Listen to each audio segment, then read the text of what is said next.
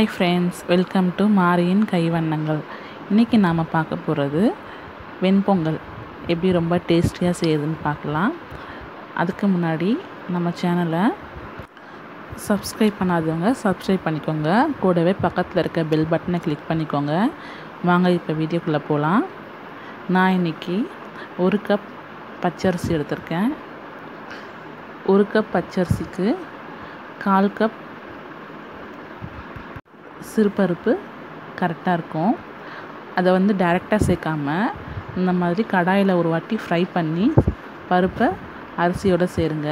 ஏன் பருப்பு ஃப்ரை பண்ணுறோன்னா, ஃப்ரை பண்ணி அரிசியோடு சேர்க்கும் போது பொங்கல் இன்னும் நல்லா வாசனையாக இருக்கும். அதுக்காக தான் நம்ம ஃப்ரை பண்ணுறோம். இப்போ ஃப்ரை பண்ணியாச்சு. இப்போ நம்ம அந்த அரிசியோடு சேர்த்து அரிசியை நல்லா கழுவிடலாம். நான் இன்றைக்கி ரேஷன் அரிசி தான் எடுத்திருக்கேன். அதனால் நல்லா ரேஷன் அரிசி யூஸ் பண்ணுறவங்க 2-3 வாட்டி நல்லா வாஷ் பண்ணிக்கோங்க அரிசியை.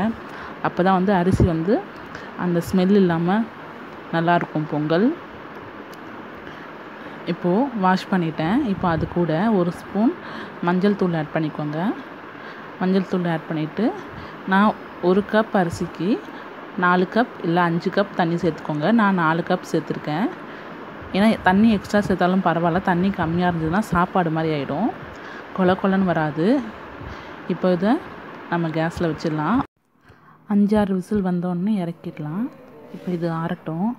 இப்போ நம்ம தாளிச்சிக்கலாம். பொங்கலில் ஒரு பேனில் நெய் ஊற்றிட்டு அதில் மிளகு போட்டுக்கோங்க. கொஞ்சமாக மிளகு சீரகம் போட்டுக்கோங்க.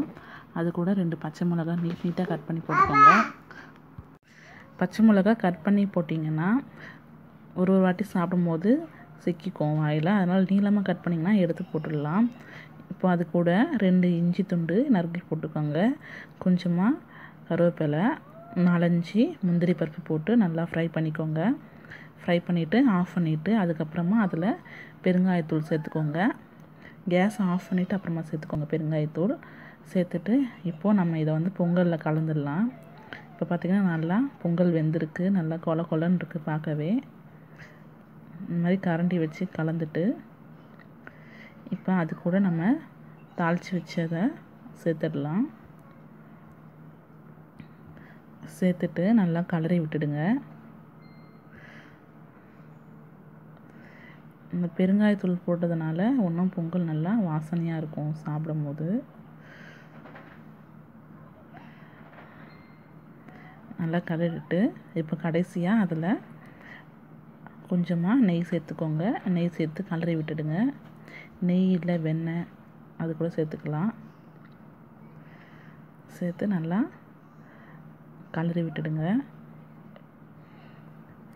அவ்வளவுதான், நம்மளோட டேஸ்டியான வெண்பொங்கல் ரெடி ஆயிடுச்சு. நீங்களும் இந்த வீட்டில் ட்ரை பண்ணி பாருங்கள்.